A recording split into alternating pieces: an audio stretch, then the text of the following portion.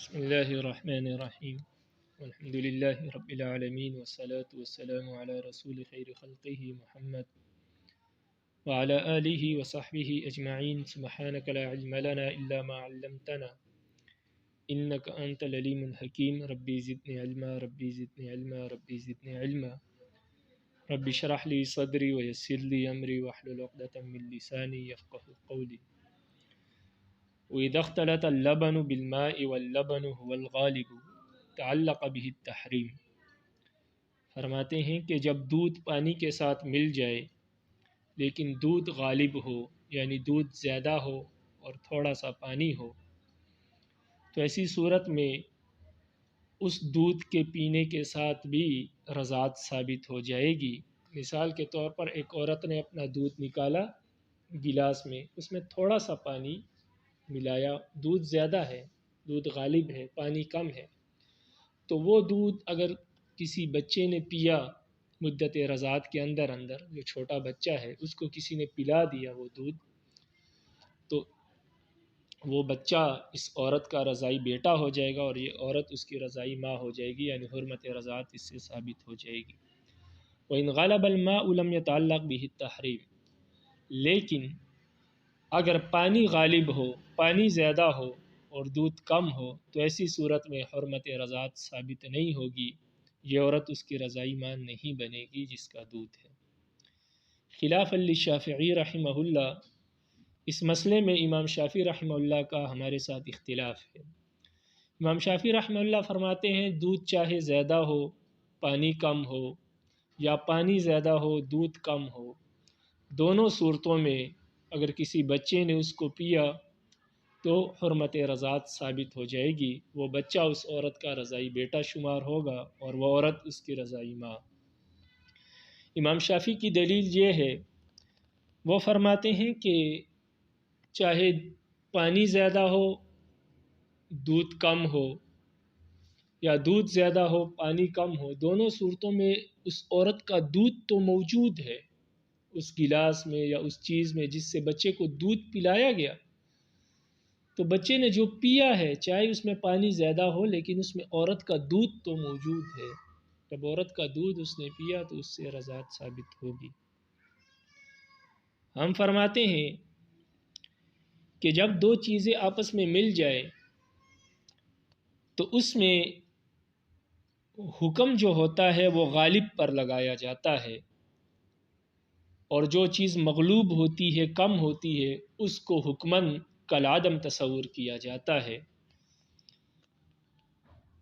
اس کو موجود نہیں مانا جاتا، اس کو کالعدم تصور کیا جاتا ہے۔ جیسے دودھ زیادہ ہو پانی تھوڑا سا اس میں مل جائے تو اس کو دودھ ہی کہتے ہیں، اس کو پانی نہیں کہتے اور نہ یہ کہتے ہیں کہ یہ لسی ہے، بلکہ اس کو دودھ ہی کہتے ہیں کیونکہ تھوڑا بہت پانی کا لازم تصور ہوتا ہے۔ لیکن اگر پانی زیادہ ہو جائے دودھ کم ہو تو ایسی صورت میں اس کو پھر دودھ بھی نہیں کہتے، اس کو پھر دودھ نہیں کہتے، پھر دودھ کا لازم تصور ہوتا ہے، اس کو کچی لسی یا اس طرح کا کوئی دوسرا نام دے دیا جاتا ہے ہر زبان والے۔ تو بہرحال جو چیز زیادہ ہوتی ہے اسی کے نام سے اس چیز کو یاد کیا جاتا ہے۔ تو اگر پانی کم ہے تو وہ دودھ ہے، پانی زیادہ ہے تو پھر وہ دودھ نہیں ہے، وہ کوئی اور چیز ہوگی، کچی لسی ہوگی یا جو بھی آپ نام دے اس کو، لیکن دودھ وہ نہیں ہوگا کیونکہ جو چیز کم ہوتی ہے وہ کالعدم تصور ہوتی ہے۔ اس کی مثال ایسی ہے جیسے کہ کوئی شخص قسم کھائے کہ میں دودھ نہیں پیوں گا، پھر اس نے ایسا دودھ پیا جس میں پانی ملا ہوا تھا اور پانی زیادہ تھا دودھ کم تھا، تو ایسی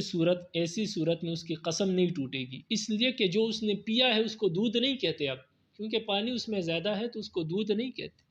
اس نے کہا تھا دودھ نہیں پیوں گا، اب اس نے دودھ نہیں پیا، وہ کوئی اور چیز ہے، لسی ہے یا جو بھی ہے، لیکن دودھ نہیں ہے، اس لیے کہ پانی جب زیادہ ہو جائے پھر اس کو دودھ نہیں کہا جاتا۔ تو بہرحال کتاب کو دیکھیں، فرماتے ہیں امام شافعی رحمہ اللہ کے اس مسئلے میں اختلاف ہے، وہ فرماتے ہیں کہ انہ موجود فی حقیقتاً، بے شک پانی ملا ہو دودھ میں لیکن دودھ اس میں حقیقتاً موجود ہے، تو جب دودھ موجود ہے اور بچہ پیے گا تو اس سے حرمت ثابت ہوگی۔ ونحن نقول، ہم فرماتے المغلوب غیر موجود حکمن، جو چیز مغلوب ہوتی ہے کل عدم ہوتی، کم ہوتی ہے، مقدار میں کم ہوتی ہے، وہ کسی چیز کے ساتھ مل جائے تو اس کو حکمن غیر موجود اور کل عدم تصور کیا جاتا ہے، حتی لا یظہر بمقابلۃ الغالب، یہاں تک کہ غالب کے مقابلے میں وہ ظاہر نہیں ہوتی، جو چیز زیادہ ہوتی ہے اس کے مقابلے میں اس کو نہیں لایا جاتا۔ تو دودھ جب زیادہ ہوگا، پانی اس کے مقابلے میں کالعدم تصور ہوگا، اس کے سامنے اس کا کوئی اظہار نہیں ہوگا۔ کما فی الیمین، جیسے کہ قسم کے مسئلے میں ہے کہ کوئی قسم کھا لے کہ دودھ نہیں پیوں گا اور پھر ایسا دودھ پیے جس میں بہت سارا پانی ملاؤ، تو وہ حانث نہیں ہوگا، اس لیے کہ وہ دودھ نہیں ہے۔ آگے فرماتے ہیں وَإِذَا اخْتَلَطَ بِالطَّعَامِ لَمْ يَتَعَلَّقْ بِهِ التَّحْرِيمُ وَإِنْ كَانَ اللَّبَنُ غَالِبًا عِنْدَ أَبِي حَنِيفَةَ، فرماتے ہیں کہ جب دودھ کھانے کے ساتھ ملا دیا جائے، یعنی روٹی پہ دودھ ڈال دیا جائے یا کسی اور کھانے میں، کھانے کی چیز میں دودھ ملا دیا جائے، کسی عورت کا دودھ، اور وہ چیز بچہ کھا لے، تو امام صاحب فرماتے ہیں اگر کسی کھانے کی چیز میں دودھ ملا دیا جائے اور وہ بچے کو وہ چیز کھلائی جائے تو اس چیز کے کھانے سے حرمت رضاعت ثابت نہیں ہوگی، چاہے دودھ زیادہ ہو یا کم ہو، اس سے کوئی بات نہیں۔ لیکن اگر دودھ کھانے کی چیز میں ملایا گیا تو پھر اس سے حرمت رضاعت ثابت نہیں ہوگی اگر وہ چیز بچے نے کھا لی، بے شک دودھ زیادہ ہی کیوں نہ ہو۔ قال اذا كان اللبن غالبا لم يتعلق به التحریم، صاحبین فرماتے ہیں کہ اگر دودھ زیادہ ہو، کسی کھانے کی چیز میں دودھ ملایا جائے اور دودھ زیادہ ہو تو اس سے حرمت رضاعت ثابت ہوگی، لیکن اگر دودھ زیادہ ہو کھانے کی چیز کم، دودھ کم ہو کھانے کی چیز زیادہ ہو تو پھر اس سے حرمت رضاعت ثابت نہیں ہوگی، لیکن اگر دودھ زیادہ ہے اور کھانے کی چیز کم ہے تو پھر حرمت رضاعت ثابت ہوگی۔ لیکن امام صاحب کے نزدیک چاہے کھانے کی چیز کم ہو دودھ زیادہ ہو یا دودھ کم ہو کھانے کی چیز زیادہ ہو، دونوں صورتوں میں امام صاحب کے یہاں حرمت رضاعت ثابت نہیں ہوگی۔ لیکن صاحبین کے نزدیک اگر کھانے کی چیز کم ہے اور دودھ زیادہ ہے تو حرمت رضاعت ثابت ہوگی، اور اگر دودھ کم ہے کھانے کی چیز زیادہ ہے پھر حرمت رضاعت ثابت نہیں ہوگی، یہ صاحبین فرماتے ہیں۔ آگے صاحب ہدایہ فرماتے ہیں لیکن بات اختلاف اس صورت میں ہے کہ جب دودھ کسی ایسی چیز میں ملایا جائے، دودھ کسی چیز میں ملا کر اس کو پکایا نہ جائے، دودھ یعنی دودھ کسی ایسی چیز میں ملایا جائے جس کو پکایا نہ جائے، لیکن اگر کسی چیز میں دودھ ملا کر پھر اس کو پکایا جائے دودھ کے ساتھ تو اس میں صاحبین کا بھی یہی قول ہے، چاہے دودھ زیادہ ہو یا کم اس سے حرمت رضاعت ثابت نہیں ہوگی۔ یہ اختلاف اس صورت میں ہے کہ جب دودھ کسی ایسی چیز میں ملایا جائے کہ جس کو پکایا نہ جائے، دودھ ملانے کے بعد اس کو پکایا نہ جائے، تو تب پھر یہ اختلاف ہے، امام صاحب کے نزدیک حرمت رضاعت ثابت نہیں ہوگی، لیکن صاحبین کے نزدیک اگر وہ چیز زیادہ ہے، وہ چیز کم ہے اور دودھ زیادہ ہے تو حرمت رضاعت ثابت ہوگی۔ لیکن اگر دودھ کو کسی ایسی چیز میں ملایا جائے اور پھر دودھ کے ساتھ اس کو پکایا جائے تو ایسی صورت میں پھر چاہے دودھ زیادہ ہو یا کم، پھر تمام کے نزدیک، صاحبین کے نزدیک بھی اور امام صاحب کے نزدیک دونوں کے ہاں حرمت رضاعت ثابت نہیں ہوگی۔ تو صاحب ہدایہ فرماتے قال قولہما فیما اذا لم تمسہ النار حتی لو طبخ بها لا يتعلق به التحریم فی قولہم جمیعا۔ صاحب ہدایہ فرماتے کہ صاحبین کا یہ قول ان چیزوں کے بارے میں ہے جس کو دودھ کے ساتھ آگ نہ چھوئے، اگر اس چیز کو دودھ کے ساتھ یعنی دودھ ملانے کے بعد اس چیز کو پکایا جائے تو ایسی صورت میں پھر حرمت رضاعت کا اس کے ساتھ کوئی تعلق نہیں ہوگا، حرمت رضاعت اس سے ثابت نہیں ہوگی۔ فی قولہم جمیعا، تمام ائمہ کے نزدیک یعنی امام صاحب اور صاحبین سب کے نزدیک پھر حرمت رضاعت اس سے ثابت نہیں ہوگی۔ تو مسئلہ اس صورت میں ہے کہ جب دودھ کسی ایسی چیز کے ساتھ ملایا جائے کہ دودھ ملانے کے بعد اس کو پکایا نہ جائے۔ صاحبین کی دلیل یہ ہے کہ غالب جو چیز غالب ہوتی ہے زیادہ ہوتی ہے اس کے اعتبار ہوتا ہے، جیسے پانی والے مسئلے میں پانی زیادہ ہے تو وہ دودھ نہیں ہے،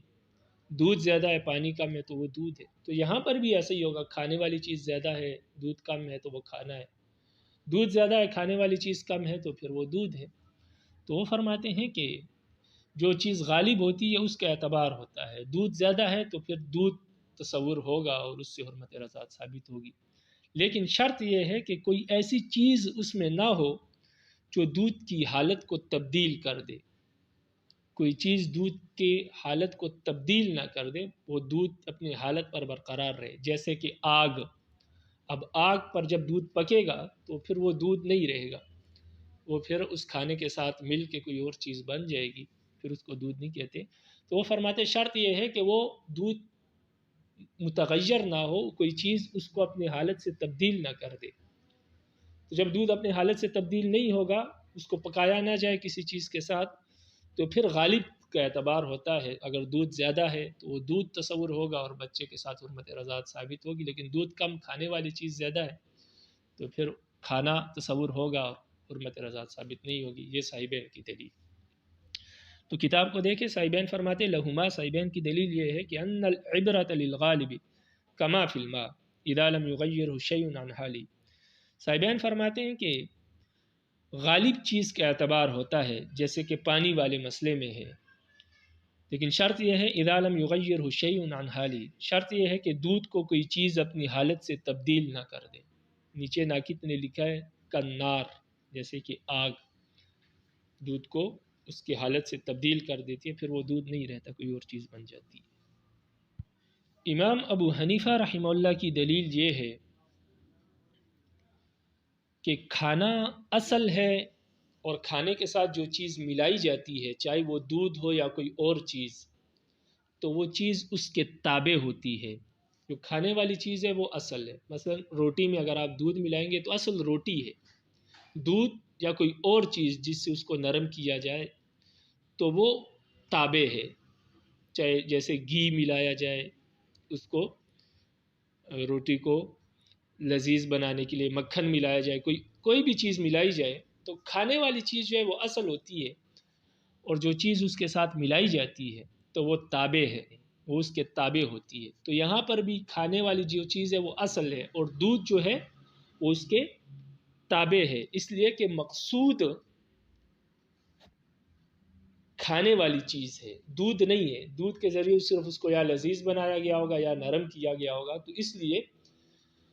مقصودی طور پر کھانا اصل ہے اور دودھ اس کے تابع ہے۔ تو جو چیز تابع ہوتی ہے وہ مغلوب تصور ہوتی ہے، چاہے وہ زیادہ ہی کیوں نہ ہو مقدار میں۔ تو یہ پانی والا مسئلہ نہیں ہے، یہاں پر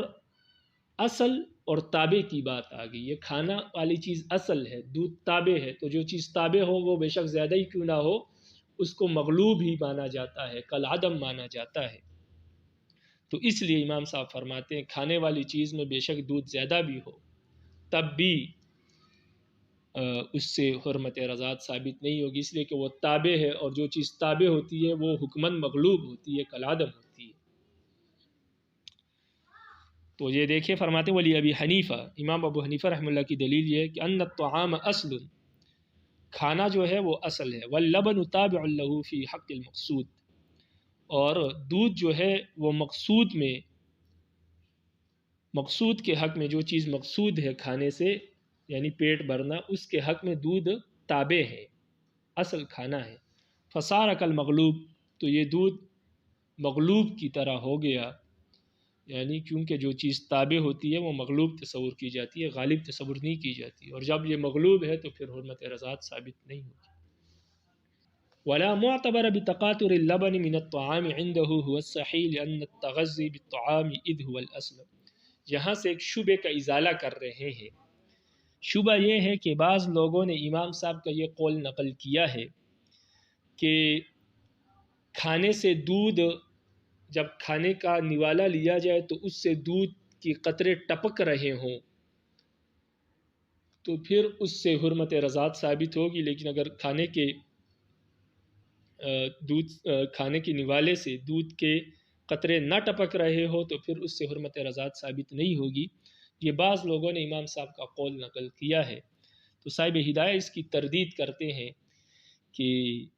ایسی کوئی بات نہیں ہے۔ امام صاحب کے نزدیک چاہے قطرے ٹپک رہے ہو نوالے سے یا نہ ٹپک رہے ہو، دونوں صورتوں میں اگر دودھ کھانے والی چیز کے ساتھ ملا ہے تو اس سے حرمت رضاعت ثابت نہیں ہوگی۔ تو فرماتے ولا معتبر بتقاطر اللبن من الطعام عنده هو الصحیح، فرماتے ہیں کہ کھانے سے دودھ کے قطروں کا ٹپکنا امام صاحب کے ہاں اس کا کوئی اعتبار نہیں ہے، هو الصحیح، یہی صحیح قول ہے۔ لأن التغذی بالطعام از هو الاصل، اس لیے کہ اصل مقصود چاہے قطرے ٹپک رہے ہوں یا نہ ٹپک رہے ہوں، اصل مقصود کھانے کی چیز سے غذا حاصل کرنا ہوتا ہے۔ اس کے ساتھ دودھ صرف نرم کرنے کے لیے یا لذت کے لیے ملایا جاتا ہے، تو اس لیے اصل غذا جو ہے وہ کھانا ہے۔ جب اصل غذا کھانا ہے تو پھر چاہے دودھ کے قطرے ٹپکے یا نہ ٹپکے، امام صاحب فرماتے اس سے کوئی فرق نہیں پڑتا۔ اذ هو الاصل، اس لیے کہ کھانا ہی اصل ہے، بنیاد ہے۔ دودھ چاہے ٹپکے نہ ٹپکے، دونوں صورتوں میں یہ تابع ہے، اور جب تابع ہے تو پھر یہ کالعدم ہے، مخلوق ہے۔ وَإِنِ اخْتَلَطَ بِالدَّوَاءِ وَاللَّبَنُ غَالِبٌ تَعَلَّقَ بِهِ التَّحْرِيمُ لِأَنَّ اللَّبَنَ يَبْقَى مَقْصُودًا فِيهِ إِذِ الدَّوَاءُ لِتَقْوِيَتِهِ عَلَى الْوُصُولِ، فرماتے ہیں کہ جب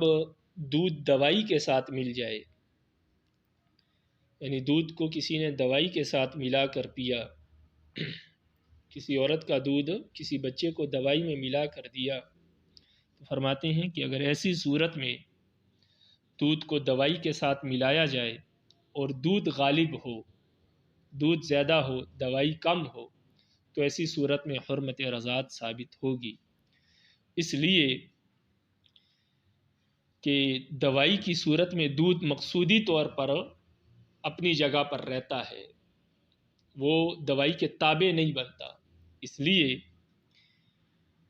کہ دودھ کے ساتھ دوائی لینے سے مقصود یہ ہوتا ہے کہ جو دوائی کا مقصود ہے وہ حاصل ہو جائے۔ بعض اوقات دودھ کے بغیر دوائی کا اصل مقصد حاصل نہیں ہوتا، تو اس لیے دودھ مقصودی طور پر استعمال ہوتا ہے، بنیادی طور پر استعمال ہوتا ہے، چونکہ اس دوائی کا فائدہ دودھ کے بغیر نہیں ہوتا، اس سے تقویت حاصل نہیں ہوتی بغیر دودھ کے، اس لیے دودھ دوائی میں مقصود ہوتا ہے، تابع نہیں ہوتا۔ اس لیے جب دودھ مقصود ہے، اپنی جگہ پر برقرار ہے دوائی کی طرح، جس طرح دوائی مقصود ہے، تو جب دونوں چیزیں مقصود ہے، ایک دوسرے کے تابع نہیں ہے، تو پھر دیکھا جائے گا کہ کون سی چیز غالب ہے۔ اگر دودھ غالب ہے تو حرمت رضاعت ثابت ہوگی، دوائی غالب ہے تو پھر ثابت نہیں ہوگی۔ تو فرماتے ہیں کہ وَإِذَا اخْتَلَطَ بِالدَّوَاءِ وَاللَّبَنُ غَالِبٌ تَعَلَّقَ بِهِ التَّحْرِيمُ، اگر دودھ دوائی کے ساتھ ملے یا ملایا جائے اور دودھ غالب ہو تو اس سے حرمت رضاعت متعلق ہوگی، ثابت ہوگی۔ لأن اللبن يبقى مقصودا فيه، اس لیے کہ دوائی میں دودھ مقصودی طور پر باقی رہتا ہے، اذ الدواء لتقویت علی الوصول، اس لیے کہ دودھ کے ساتھ دوائی لینا وہ اصل مقصود تک پہنچنے کے لیے ہوتا ہے، تقویت حاصل کرنے کے لیے ہوتا ہے، تاکہ دودھ اس دوائی کو طاقت دے کر مقصود تک پہنچائے جو اس دوائی سے مقصود ہے۔ اس لیے کہ بعض اوقات دودھ کے بغیر دوائی کا وہ اصل مقصد حاصل نہیں ہوتا، تو فرماتے ہیں کہ دودھ جو ہے وہ باقی ہوتا ہے مقصودی طور پر، اس لیے کہ دوائی جو ہے وہ اس لیے ہوتی ہے تاکہ دودھ اس کو تقویت دے کر مقصود تک پہنچا دے، جہاں اس کا مقصد ہے وہاں تک پہنچا دے۔ اس لیے دودھ دوائی کے ساتھ جب ملتا ہے تو مقصودی طور پر باقی رہتا ہے، اور جب مقصودی طور پر باقی رہتا ہے، تابع نہیں بنتا، تو پھر دیکھا جائے گا کہ یہ دودھ غالب ہے یا مغلوب ہے۔ اگر غالب ہے تو حرمت رضاعت ثابت ہوگی، یعنی دودھ زیادہ ہے دوائی کم ہے تو حرمت رضاعت ثابت ہوگی۔ آگے فرماتے ہیں وَإِذَا اخْتَلَطَ اللَّبَنُ بِلَبَنِ الشَّاةِ وَهُوَ الْغَالِبُ تَعَلَّقَ بِهِ التَّحْرِيمُ، فرماتے ہیں اگر عورت کا دودھ بکری کے دودھ کے ساتھ مل جائے یا ملا دیا جائے اور عورت کا دودھ غالب ہو، تعلق به التحریم، تو ایسی صورت میں حرمت رضاعت ثابت ہوگی۔ وَإِنْ غَلَبَ لَبَنُ الشَّاةِ لَمْ يَتَعَلَّقْ بِهِ التَّحْرِيمُ، اور اگر بکری کا دودھ غالب ہو، عورت کا دودھ مغلوب ہو، یعنی عورت کا دودھ کم ہو، بکری کا دودھ زیادہ ہو، تو ایسی صورت میں حرمت رضاعت ثابت نہیں ہوگی۔ اعتبار للغالب کما فی الماء، غالب کا اعتبار کرتے ہوئے، اس لیے کہ جو زیادہ ہے اس کا اعتبار کریں گے، جیسے کہ پانی والے مسئلے میں تھا کہ جو غالب تھا اس کا اعتبار، دودھ غالب تو وہ دودھ تصور ہوگا، پانی غالب تو پانی تصور ہوگا، اسی طرح بکری کا دودھ غالب تو بکری کا دودھ تصور ہوگا، حرمت رضاعت ثابت نہیں ہوگی۔ عورت کا دودھ غالب تو وہ عورت کا دودھ تصور ہوگا سارا کا سارا، اس سے حرمت رضاعت ثابت ہوگی۔ آگے فرماتے ہیں وَإِذَا اخْتَلَطَ لَبْنُ امْرَأَتَيْنِ تَعَلَّقَ التَّحْرِيمُ بِأَغْلَبِهِمَا عِنْدَ أَبِي يُوسُف لِأَنَّ الْكُلَّ صَارَ شَيْئًا وَاحِدًا فَيُجْعَلُ الْأَقَلُّ تَابِعًا لِلْأَكْثَرِ فِي بِنَاءِ الْحُكْمِ عَلَيْهِ۔ یہاں سے فرماتے ہیں کہ دو عورتوں کا دودھ ملا دیا جائے یا دو عورتوں کا دودھ مل جائے اور پھر اس دودھ کو کوئی بچہ پی لے، تو فرماتے ہیں کہ جس عورت کا دودھ غالب ہے، جس عورت کا دودھ زیادہ ہے، یعنی ایک عورت کا دودھ ایک گلاس تھا، دوسرے کا آدھا گلاس تھا، دونوں ملا دیے، تو جس عورت کا دودھ ایک گلاس تھا غالب ہے، جس عورت کا دودھ زیادہ ہے، یہ بچہ اس کا رضاعی بیٹا شمار ہوگا اور یہ عورت اس کی رضاعی ماں شمار ہوگی۔ جس کا دودھ کم تھا اس کے ساتھ اس بچے کا کوئی تعلق، کوئی رشتہ نہیں ہوگا۔ یہ مسئلہ امام ابو یوسف رحمہ اللہ کے ہاں ہے۔ امام ابو یوسف رحمہ اللہ فرماتے اس لیے کہ یہ سارے کا سارا دودھ ایک ہی تصور ہوگا، الگ الگ دودھ نہیں ہوں گے۔ تو جب دودھ ایک ہی ہے تو پھر لازمی بات ہے کسی ایک عورت کا تصور ہوگا، تو لہٰذا جس عورت کا دودھ زیادہ ہے تو ہم کہیں گے یہ دودھ اس کا ہے، جس کا کم ہے اس کو ہم زیادہ دودھ کے تابع بنا دیں گے کہ یہ تھوڑا دودھ جو ہے یہ زیادہ کے تابع ہے، اس لیے کہ شریعت کا قاعدہ ہے کہ للاکثر حکم الکل، جو چیز زیادہ ہوتی ہے تو پوری چیز کا حکم اس کو دے دیا جاتا ہے کہ ساری کی ساری یہی چیز ہے۔ جیسے کہ پانی اور دودھ مل جائے، دودھ زیادہ ہے تو سارے کے سارے کو، بے شک اس میں پانی ملا ہوا ہے لیکن سارے کے سارے کو دودھ کہا جائے گا۔ اسی طرح جس عورت کا دودھ زیادہ ہے تو ہم کہیں گے کہ سارے کا سارا اس کا ہے، اس لیے کہ جس کا دودھ زیادہ ہے سارے کا سارا اس کا شمار ہوگا، اس لیے کہ عقل کے اعتبار نہیں ہوتا، جو اکثر ہوتا ہے اس کو کل کا حکم، تو جو چیز زیادہ ہے اس کا حکم دے دیا جائے گا، تو جو چیز زیادہ ہے کل کو اس کا حکم دے دیا جائے گا۔ تو یہاں پر بھی جس عورت کا دودھ زیادہ ہے پورے دودھ کو اس کا حکم دے دیا جائے گا کہ یہ اس عورت کا دودھ ہے۔ یہ امام ابو یوسف رحمہ اللہ کا مسلک ہے۔ امام محمد اور امام ظفر رحمہ اللہ فرماتے ہیں کہ حرمت رضاعت ان دونوں عورتوں سے ثابت ہوگی، وہ بچہ ان دونوں عورتوں کا بچہ شمار ہوگا اور وہ دونوں اس بچے کی رضاعی ماں شمار ہوگی، اس لیے کہ دودھ دونوں دودھ ہے، ایک عورت کا بھی دودھ ہے دوسری کا بھی، چاہے کم یا زیادہ ہو، اور جنس جب جنس کے ساتھ ملتا ہے تو وہاں پر یہ نہیں دیکھا جاتا کہ کون غالب ہے کون مغلوب ہے، جنس جنس پر کبھی غالب نہیں آ سکتا، دودھ دودھ ہے، دودھ پانی پر غالب آ سکتا ہے، پانی دودھ پر غالب آ سکتا ہے، لیکن جب دودھ دودھ کے ساتھ ملتا ہے تو کہا جاتا ہے دودھ زیادہ ہو گیا لیکن غالب نہیں آیا، کیونکہ دودھ کوئی چیز اپنی جنس پر کیسے غالب آ سکتی ہے، دودھ دودھ پر تو غالب نہیں آ سکتا، اس لیے کہ جب کوئی جنس کسی اپنی جنس کے ساتھ ملتی ہے یا ملائی جاتی ہے تو وہ اس جنس کے ساتھ مل کر ہلاک نہیں ہوتی، اس لیے کہ مقصود دونوں کا ایک ہے، وہ چیز ختم نہیں ہوتی بلکہ وہ چیز کی مقدار زیادہ ہو جاتی ہے لیکن وہ ختم نہیں ہوتی۔ جیسے کہ پانی دودھ میں جب ملتا ہے تو دونوں کا جنس الگ ہے، تو چونکہ پانی کی جنس الگ ہے تو جب یہ کم ہوگا تو دودھ اس پر غالب آ جائے گا اور یہ چیز پانی ہلاک تصور ہوگا، یعنی اس کا وجود ہی تصور نہیں ہوگا، وہ سارے کا سارا دودھ شمار ہوگا اور ہم کہیں گے پانی ہلاک ہو گیا، ختم ہو گیا۔ اس لیے کہ جنس الگ ہے، مقصد پانی کا الگ ہے، دودھ کا الگ ہے. تو جب ایک چیز غیر جنس کے ساتھ ملتی ہے تو یا تو غالب آتی ہے یا مغلوب ہو کر ختم ہو جاتی ہے، ہلاک ہو جاتی ہے. لیکن جب جنس جنس کے ساتھ ملتا ہے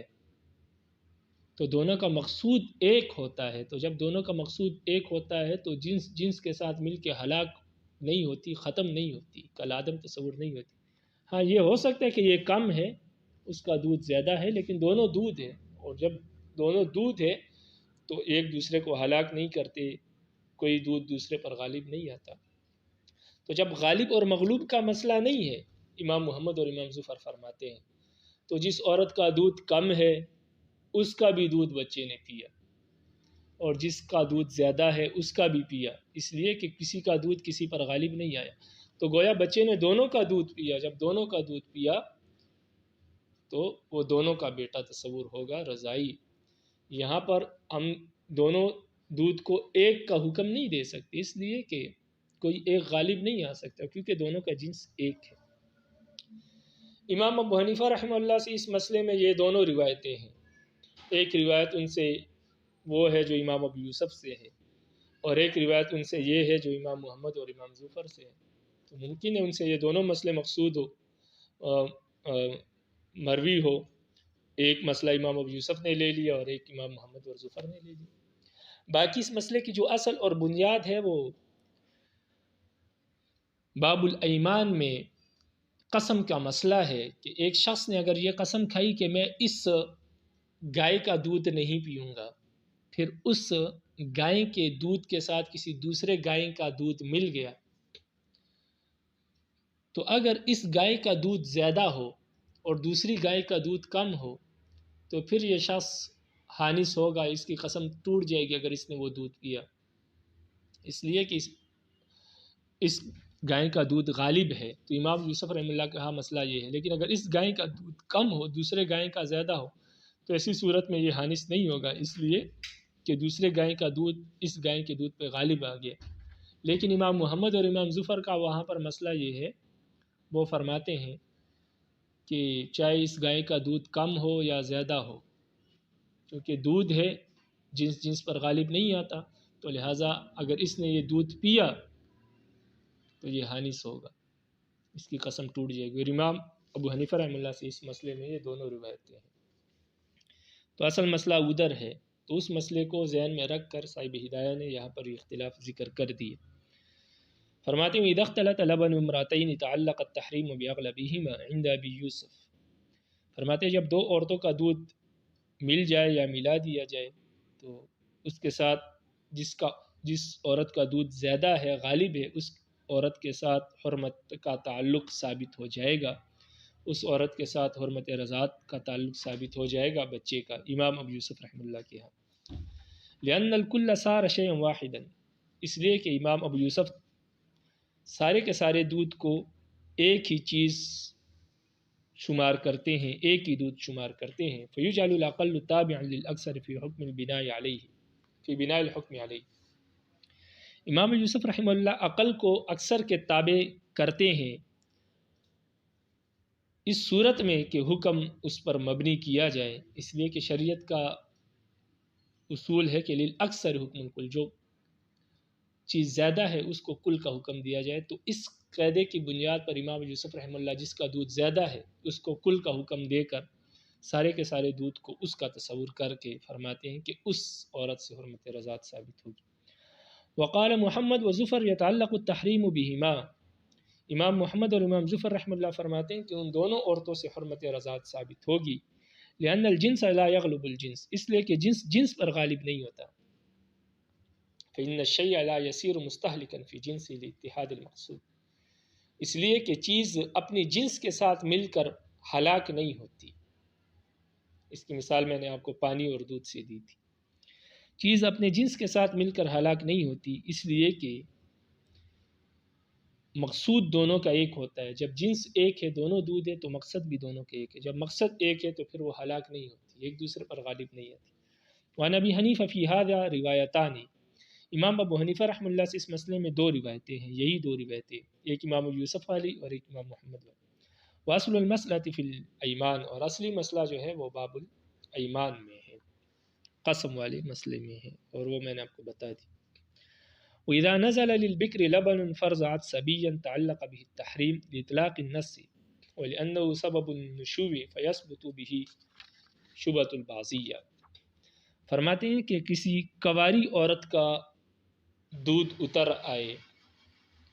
اور وہ کنواری عورت یا کنواری لڑکی کسی بچے کو دودھ پلا دے تو وہ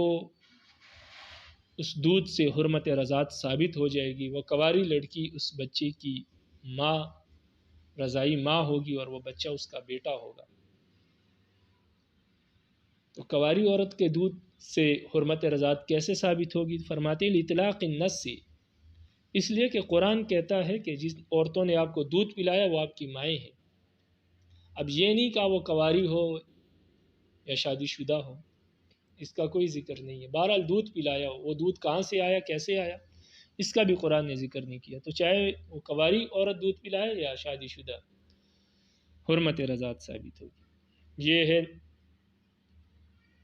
نقلی دلیل، قرآن اور حدیث سے نقل کی۔ عقلی دلیل کیا ہے؟ فرماتے وَلِأَنَّهُ سَبَبُ النُّشُوِّ فَيَثْبُتُ بِهِ شُبْهَةُ الْبَعْضِيَّةِ، فرماتے ہیں کہ چاہے دودھ کنواری عورت کا ہو لیکن وہ نشو و نما کا سبب بنتا ہے، بچے کی بڑھوتری کا، اس کی ہڈیوں کے بڑھنے کا، گوشت کے بڑھنے کا سبب بنے گا، اور جب سبب بنے گا تو اس سے یہ شبہ پیدا ہو جائے گا کہ یہ بچہ اس عورت کا جز ہے، اس عورت کا باز ہے، اس عورت کا جز ہے، اس لیے کہ اس کے دودھ سے اس کا جسم بڑھا ہے، اس عورت کے جز سے، اس کے دودھ سے اس کا جسم بڑھا ہے، تو گویا اس دودھ کی وجہ سے یہ بچہ اس عورت کا جز بن گیا۔ جب جز بن گیا تو اس کے ساتھ حرمت کا رشتہ آ گیا۔ اب وہ دودھ یہ نہیں دیکھتا کہ وہ کنواری عورت کا ہے، یا جسم یہ نہیں دیکھتا کہ یہ دودھ کون سی عورت کا، کنواری کا یا شادی شدہ کا۔ جب دودھ آئے گا تو جسم بڑھے گا، جب جسم بڑھے گا تو اس سے حرمت کا رشتہ قائم ہو جائے گا۔ باقی کنواری عورت کا دودھ کہاں سے آئے گا، کیسے آئے گا، تو یہاں پر مسئلہ لکھا ہے۔ باقی اگر ایسا ہو جائے تو حکم یہ ہے، باقی اللہ کے لیے کوئی مشکل نہیں ہے، ایسا ناممکن بھی نہیں ہے، ہو سکتا ہے ایسا ہو جائے، تو اگر کہیں ایسا ہو جائے تو اس کا حکم لکھا ہے۔ وَإِذَا حُلِبَ لَبَنُ الْمَرْأَةِ بَعْدَ مَوْتِهَا فَأُوجِرَ الصَّبِيُّ تَعَلَّقَ بِهِ التَّحْرِيمُ خِلَافًا لِلشَّافِعِيِّ وَيَقُولُ الْأَصْلُ فِي ثُبُوتِ الْحُرْمَةِ إِنَّمَا هُوَ الْمَرْأَةُ ثُمَّ تَتَعَدَّى إِلَى غَيْرِهَا بِوَاسِطَتِهَا وَبِالْمَوْتِ لَمْ تَبْقَ مَحَلًّا لَهَا إِلَى آخِرِهِ۔ فرماتے ہیں کہ جب کسی عورت کا دودھ دویا جائے اس کے مرنے کے بعد، عورت کے مرنے کے بعد اس کا دودھ نکالا جائے، فَأُوجِرَ الصَّبِيُّ، پھر اس کے بعد بچے کو وہ دودھ پلا دیا جائے، تو اس عورت کے ساتھ اس بچے یا بچی کی حرمت رضاعت ثابت ہو جائے گی۔ یہ مردہ عورت اس بچے یا بچی کی رضائی والدہ ہوگی، اور وہ بچہ یا بچی اس کی رضائی بیٹا یا بیٹی ہوگی۔ خلاف للشافعی رحمہ اللہ، امام شافعی رحمہ اللہ کے اس مسئلے میں اختلاف ہے۔ وہ فرماتے ہیں کہ مردہ عورت سے حرمت رضاعت ثابت نہیں ہوتی۔ وَيَقُول، وہ فرماتے ہیں کہ ان کی دلیل یہ ہے، وہ فرماتے ہیں کہ الاصل فی ثبوت الحرمہ انما هو المرأة، فرماتے ہیں اصل میں حرمت جو ہے وہ عورت کے ساتھ ثابت ہوتی ہے۔ جب بچہ دودھ پیتا ہے تو اس کو حرمت عورت سے ثابت ہو جاتی ہے کہ وہ اور عورت دونوں کے ساتھ حرمت کا رشتہ آ جاتا ہے، حرمت رضاعت کا رشتہ ثابت ہو جاتا ہے۔ ثم تتعدى الى غیرها بواسطتها، پھر عورت کے بچوں، اس کے شوہر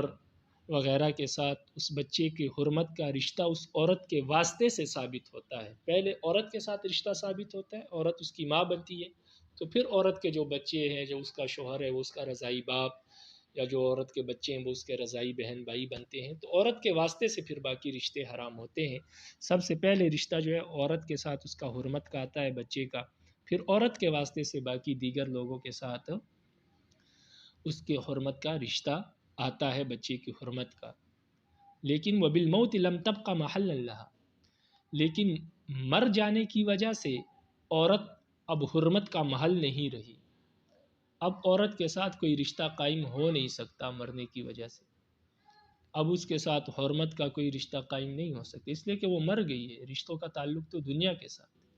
تو جب عورت کے ساتھ رشتہ قائم نہیں ہو سکتا حرمت کا،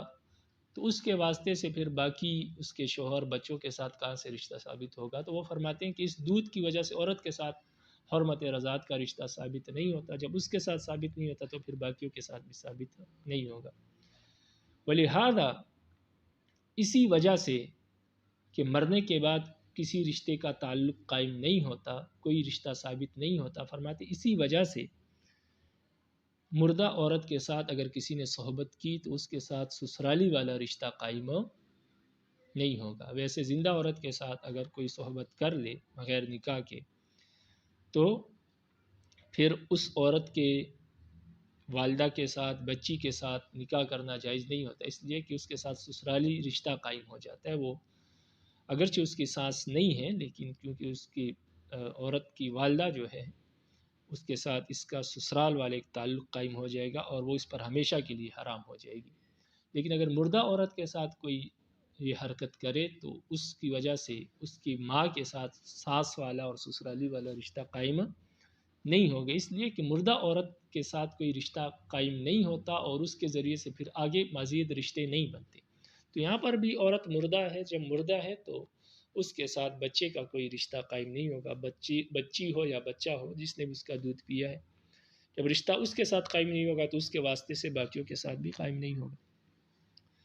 ولانا ہماری دلیل یہ ہے کہ ان السبب هو شہبۃ الجزیہ وذلك فی اللبن لمعنى الانشاء والانبات وهو قائم باللبن۔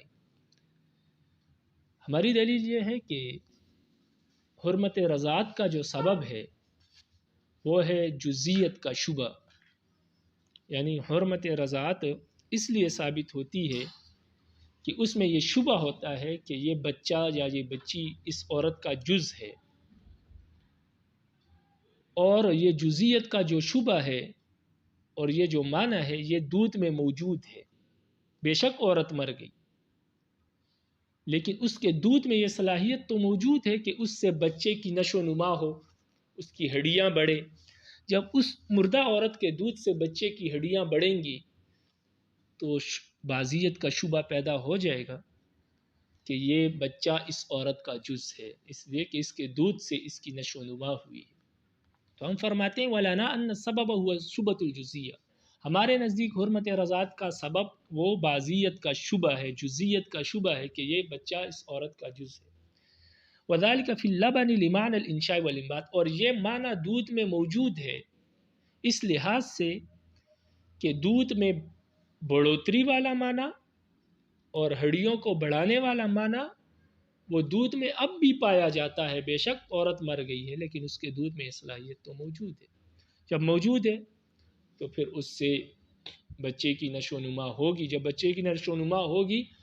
تو اس عورت کا جز ہونا اس میں کوئی شک نہیں ہے۔ جب وہ اس عورت کا جز ہو جائے گا تو بے شک عورت مردہ ہے لیکن اس سے حرمت رضاعت ثابت ہو جائے گی۔ وَهَذِهِ الْحُرْمَةُ تَظْهَرُ فِي حَقِّ الْمَيْتَةِ دَفْنًا وَتَيَمُّمًا، اور اس حرمت کا فائدہ یہ ہوگا کہ یہ اس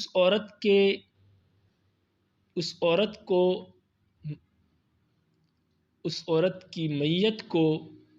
دفن کرنے اور تیمم کرنے میں اس حرمت رضاعت کا فائدہ ظاہر ہوگا، اور وہ ایسے کہ اگر اس مردہ عورت کا دودھ کسی بچی نے پیا اور وہ بچی اس کی رضائی بیٹی ہو گئی لیکن اس بچی کا نکاح کم عمر میں ہی اس کے والد نے کسی لڑکے کے ساتھ کر دیا تھا، تو اس بچی کا جو شوہر ہے وہ اس عورت کا رضائی داماد ہو گیا۔ اب جب رضائی داماد ہو گیا تو اگر اس مردہ عورت کا کوئی اور وارث نہ ہو تو پھر وہ اس کا جو داماد ہے وہ اس کو تیمم کروا سکتا ہے غسل کی جگہ، اور اس عورت کو دفن بھی کروا سکتا ہے، اس کی تدفین بھی وہ کر سکتا ہے۔ تو اس کا یہ فائدہ ظاہر ہوگا،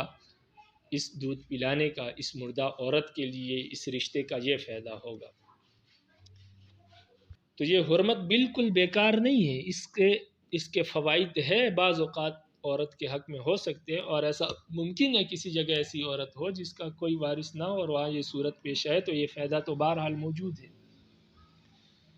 اما الجزیۃ فی الوطی لکونہ ملاقیا لمحل الحرص وقد زال بالموت فقد افترقا۔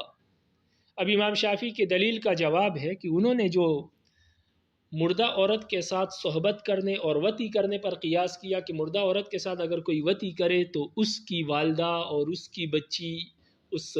وطی کرنے والے صحبت کرنے والے پر حرام نہیں ہوتے، حالانکہ زندہ عورت کے ہوتے ہیں، تو اس سے معلوم ہوا کہ مردہ عورت کے ساتھ کوئی رشتہ قائم نہیں ہوتا۔ تو ہم فرماتے بات ایسی نہیں ہے،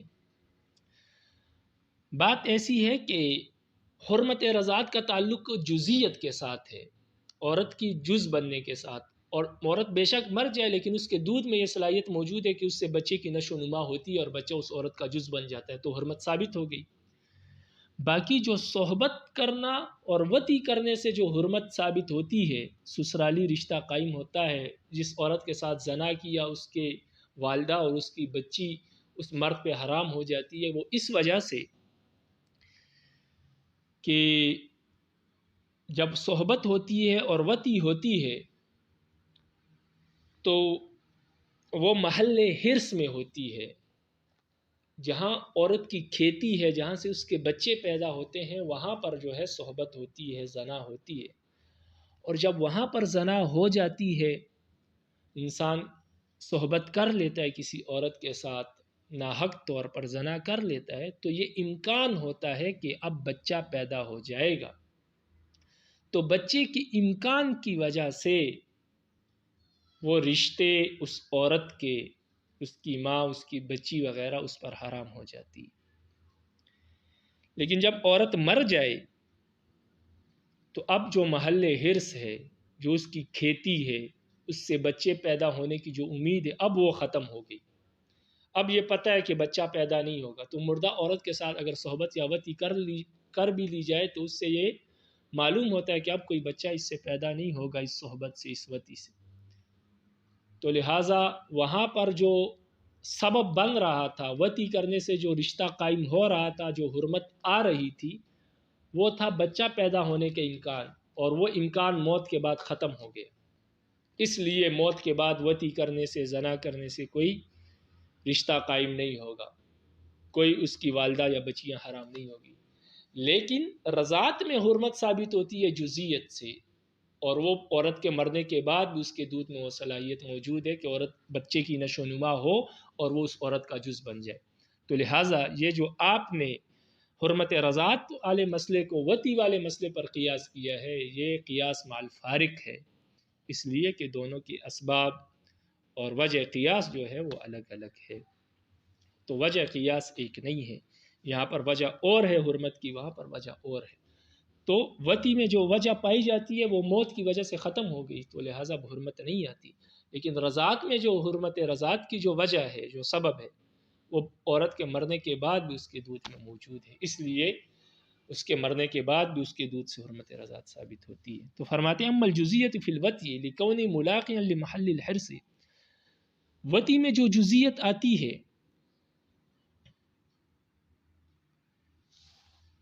وطی میں جزیت اس لیے آتی ہے کہ وہ بچہ جو عورت سے پیدا ہوتا ہے زنا کے بعد، اس کی وجہ سے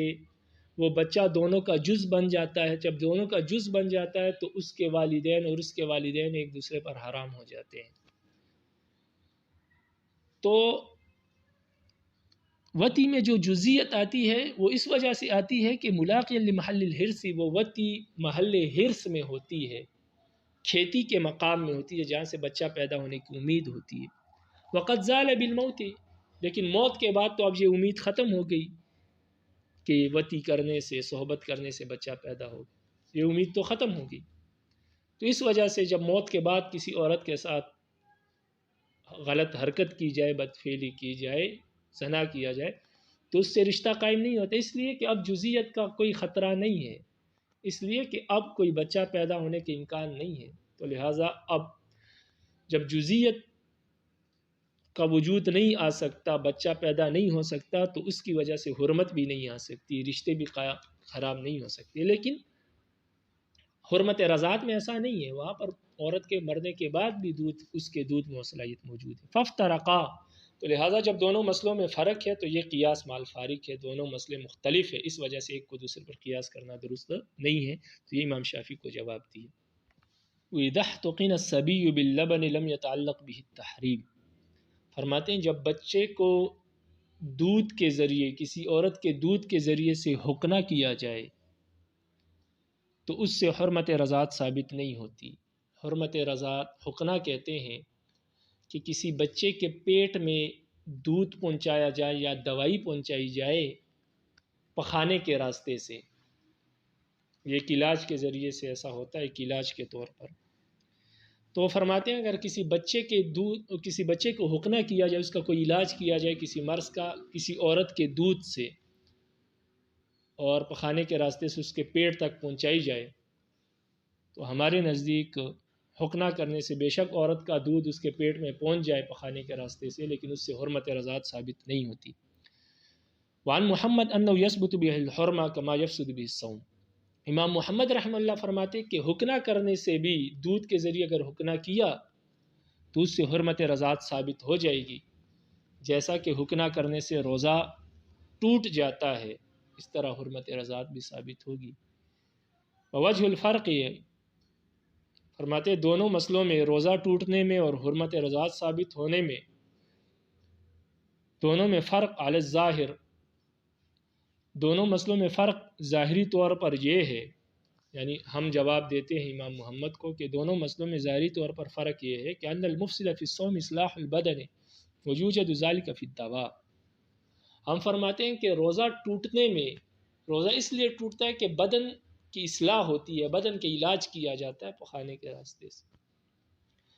اور یہ صلاحیت دوائی میں موجود ہے کہ دوائی کے ذریعے سے جب پخانے کے راستے سے اس کو دوائی پیٹ تک پہنچائی جاتی ہے تو اس کے بدن کی اصلاح ہوتی ہے، علاج ہوتا ہے۔